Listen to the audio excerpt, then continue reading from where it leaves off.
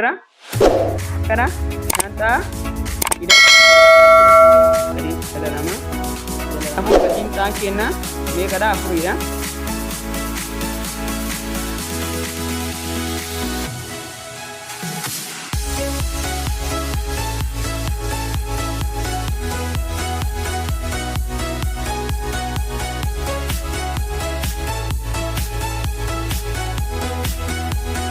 Kita wordoftoon ni kabajamoo channel Lernejo ko channel haarawaan ta'eef subscribe share like turchaa kan malas gaafii yaada qabaatan garaa commentiidhaan kamiyyuu wanta gamiyyuu na gaafachuu ni dandeessu anis arifadhee isaaniidhaaf hanga waaqni na gargaare isaaniidhaan nan deebisa amma jalqabaati like subscribe share godhaa commentiillee na ergaa wanta barbaadan wanta yaada keessanitti madde kamiyyuu natti erguu hin dandeessa an firiidha akkuma obboleessa keessanii arifadhee isaaniif nan dhaqqaba homa tokko yaaddeeyina kallattinaan gara viidiyoo keenya har'aatti ceena jechuudha. So kana waan ta'eef kallattinaan gara viidiyoo keenya har'aatti haa ceenu. Viidiyoon keenyadha hojiirra oolmaa walitti galummaa daanalee diriiroo kan jedhudha jechuudha. Hojiirra oolmaa walitti galummaa daanalee diriiroo kan jedhudha. So akkuma beekamu danaa armaan gadii irratti yoo rog-sadee aabaan caan rog-sadee daa'eeffaatiin walitti galoo ta'e gatii xaafii yaa barbaadaadha. So jalqaba kofoota walitti dhufoo isaanii beekuun nurraa eegama. Akkuma beekamu fakkeenyaaf kofi aani kofa walitti dhufoo isaa kofa kamiidha? Akkuma beekamu akkuma asitti argaa jirtan kofa daata jechuudha. Kofa kamiidha? Kofa daata jechuudha. So kofa daati. Kana malees kofi baane kofa walitti dhufoo isaa kofi baane jechuudha. Akkuma argaa jirtan kofi baane kofa walitti dhufoo isaa kamiidha? Eedha jechuudha. Kofa eete jechuudha. Kofa baane kofa walitti dhufoo kofa maaliiti? Kofa eete jechuudha. Kana malees kofi caani akkuma argitan kana kofi caani kofa walitti dhufoo isaa kamiidha? Kofi caani kofi walitti dhufoo isaa kamiidha? Kofa eete jechuudha. Kofa faati jechuudha. So amma kofa walitti dhufoo isaanii erga baafanneen booddee hujuun ammoo baay'ee salphaadha. So kofoota kennama isaanii erga addaan baafanne wanta kamiyyuu hujuun isaanii baay'ee salphaadha. Hanga xumuraatti na waliin akka turtan isaniin jedha. So kana waan ta'eef jalqaba akkuma beekamu kofi aani meeqadha? So kofi aani jechuudha. Kofi aani kofa walitti dhufoo isaa maal jenneerra? Kofa daatneerra jechuudha. So kanaafuu kofi aan meeqadha? 87 digriidha. Kofi daan ammoo meeqadha? shanxaa ida'uu meeqadha? 2ti. Kana waan ta'eef kana dura dabarsina. Shanxaa jenna ida'uu meeqa? 2 walqixa meeqa? 87 jenneerra. So kana waan ta'eef jijjiiramaadha yookaan lakkoofsaatti geessina. So gaafa 2 kana shanxaa qofaatti hambisuudhaaf 2 irraan 2 hir'isna. Akkas 87 irraanis 2 hir'isna meeqa ta'a? 85 ta'a. 85 asirrammoo gatiin kun ammoo meeqa ta'a? 5 ta'a jechuudha. So achiin booddee xaa qofaatti hambisuudhaaf jala maaneenna jala shaneenna jechuudha gama lachuudhaan. 5 badaa 80 fi 5 gaafa qoodnu ammoo gatiin xaan kenna meeqa ta'a? 10 fi 7 ta'a jechuudha. Gatiin xaan meeqadha? 17 dha jechuudha. So kanaafuu gatii xaa arganneerra gatiin xaan meeqadha? 10 fi 7 dha. So kanaafuu 5 enna 17 enna akkas tolchina biraakeet goona achi ida'uu meeqa? 2 enna achiin cunnaa gama lachuudha achi as goona 5 baay'isu 17 meeqadha? 85 ida'uu 2 meeqadha? 87 jechuudha. Walqixaadha jechuudha. Kan argatan ammoo ammoo kan biraa ammoo maal barbaadaa isaanii jedha? Yaa barbaadadha jechuudha. Yaa barbaaduudhaaf akkuma beekamu kofa maalitti? Kofi caan kofa kam wajjii wal qixanneera? Kofa faa wajjii wal qixanneera. qofa faa wajjiidhaan walitti dhufuudhaanneera.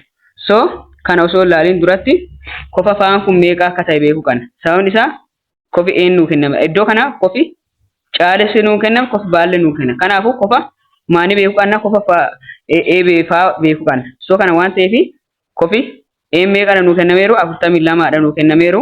Qofi daan meeqadha 87dha nuu kennameeru.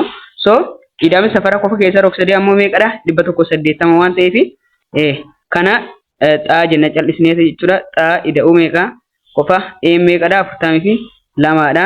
Qofi daan meeqadha 87dha. Walqixa meeqa 180 inneerra jechuudha. So 180 ta'e kana lamaan gaafa walitti hidheenu 100 fi 29 ta'a. Xaa ida'uu 100 meeqa 20 fi 9 ta'a. Walqixa meeqa 180. So kana waan ta'eef xaa qofaa tambisuudhaaf gamalachuudhaan meeqa goona 129 dhisu 120 fi 9 jechuudha. Gaafa akkas tolchinee dhisne gatiin xaan kennaa meeqa dhufa 50 fi tokko dhufa jechuudha. Gatiin xaan meeqadha 51dha jechuudha. So 51 gatiin faan meeqadha 50 fi tokkodha jechuudha. So inni 51 ta'e kanaaf immoo hojjennu baay'ee salphaadha jechuudha. So 3 yaan jechuun yookaan qofi caan walqixa qofa maanii jenneera qofa faata jechuudha. Walitti dhufoo qofa faata so qofi caan 3 yaa ta'e qofi faan meeqa jenneera 51 ta'e jenneera. So gatii yaa argachuudhaaf maal jenna jala 3 jala 3 jechuudha gamalachuudha jechuudha. 3 badaa yaan kenna meeqa ta'a 10 fi 7 ta'a jechuudha. So 17 waan ta'eef waan tolchina 17 iddoo kanatti agarsiisna jechuudha. So 3 yaa achiin booda 17 jechuudha. 17 meeqa ta'a 50 fi 1 ta'a jechuudha. 50 fi meeqa ta'a 1 ta'a jechuudha. Kunis 51 baan ammoo yoo 42 ta'e baallee meeqadha 42 jechuudha.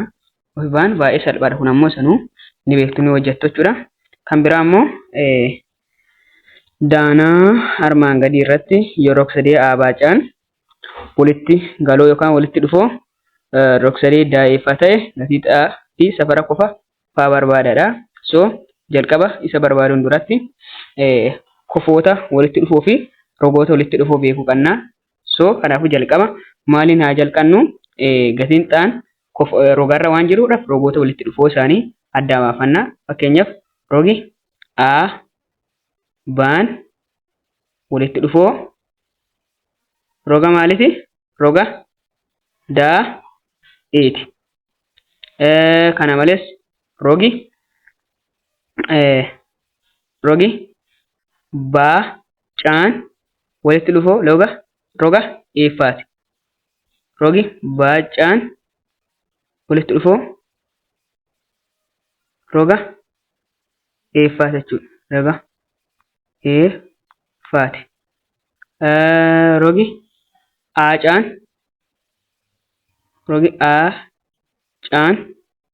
walitti dhufoo roga maaliti? Roga maaliti? Roga daafaati jechuudha. Roga daafaati. Kana erga baafanneen booddee gatii xaas ta'e wanta kamii hojjetuun baay'ee salphaa jechuudha. So rogi aabaan walitti dhufoo roga maaliif daa'eet inneera. So kan woo ta'e maangoona rogi aabaan meeqadha? 2 xaa hir'isuu meeqaati? Hir'isuu 2ti. Walitti dhufoo inni heeramte walqixa inni. Ishi rogi daa'ee meeqadha? 6. So gatii xaa argachuudhaaf maangoona ida'uu 2 gamalachuudhaan ida'uu 2 jechuudha. Kun kanaan badaa 2 xaan qofaataaf. Achiin booda walqixa meeqa inni? 8 ta'a. So kun meeqa ta'a? 2 xaa walqixa ta'a. So kana waan ta'eef nu 8 erga ta'een booddee gatii xaa argachuudhaaf maangoona jala 2 jechuudha. So 2 badaa 8 2 foqoonnu gatiin xaan kennaa meeqa ta'a? Gatiin xaan 4 ta'a jechuudha. So kanaafuu gatiin xaan kennaa meeqadha? 4dha. So gatii xaa kanaa bakka buufannaa mirkaneessinaa akka saniif galuudhaaf jechuudhaan 2 ishi gatiin xaa meeqadha? 4dha jechuudha. 4 hir'isu meeqa lama enna so walqixa meeqa ta'uuf 6 ta'uu anneerra so meeqa kun ta'a 8 8 hir'isu lama walqixa meeqa 6 8 irraa lama gaafa hir'isu 6 6 walqixa 6 jechuudha. So kana waan ta'eef gatiin xaan meeqadha jechuudha 4dha. Kana malees baacaan meeqa dhanneerra baacaan walqixa maaniiti eeffaa waan ta'eef innis 10dha jechuudha. So ammas kofoota walitti dhufu wal addaan baafatu qabna. Kofi aan walitti dhufoo kofa maaliiti kofa daate jechuudha. Kofa daate. Kana malees kofi baan walitti dhufoo kofa maaliiti kofa eeti jechuudha. Kofa eeti. Kana malees kofi caan walitti dhufoo kofa maaliiti kofa faati. So kana waan ta'eef amma kaan barbaadu ammoo salphaadha jechuudha. So kofi aan walqixa kofa daate kan walitti dhufoo gola kofa daatenneera. Kofi aan meeqadha? Kofi aan 90 digriidha. Kofi daalle meeqadha? 90 digriidha jechuudha. Kana malees kofi baan meeqadha? 53. Kofi ees meeqadha? 53 jechuudha.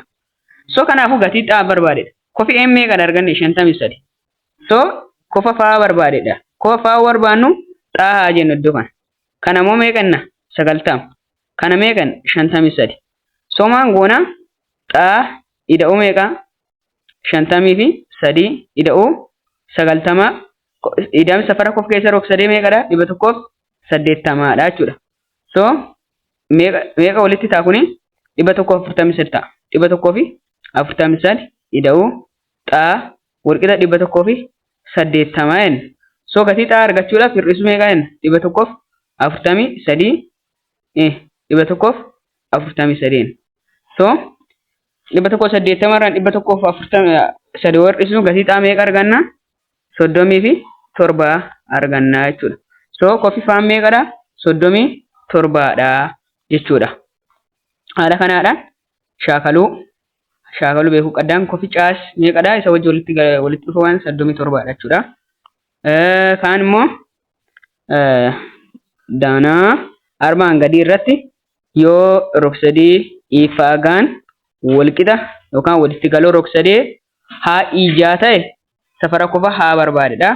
So kanaafuu kofoota walitti dhufoo isaanii fi walqixa taanee jalqaba maan godhuu qabna barbaaduu qabna jechuudha. Addaadha baasuu qabna jallisnee osoo seeniin duratti addaa baasuu qabna. So kanaafuu kofi een walitti dhufoo yookaan walqixa kofa maaliidhaan kofa haadhaan jechuudha. Kofa haadhaan jechuudha. Kofa haanii walitti dhufoodha. Kana malees koffaan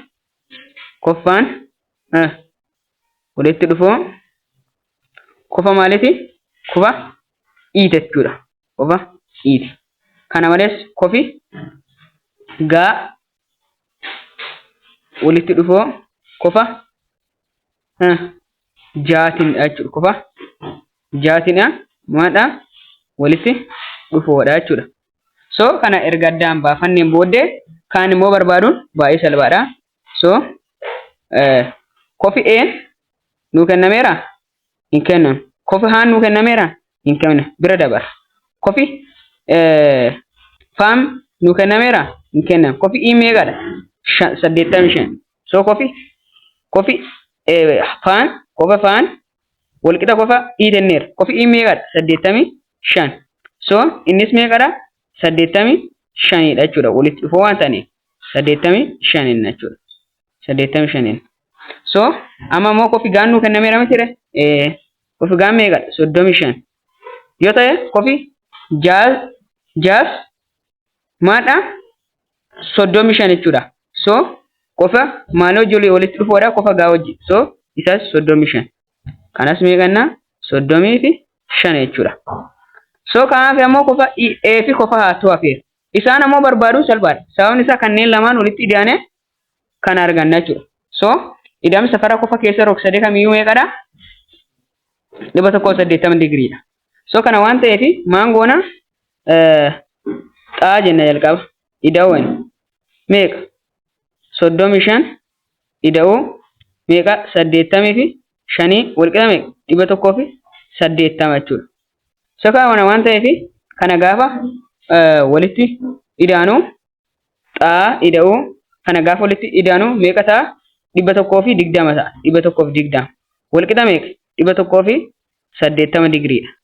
So kana waan ta'eef gatii xaa qofaa tambisuudhaaf xaa argachuudhaaf hir'isuu 120 hir'isuu 120 gamalachuudha.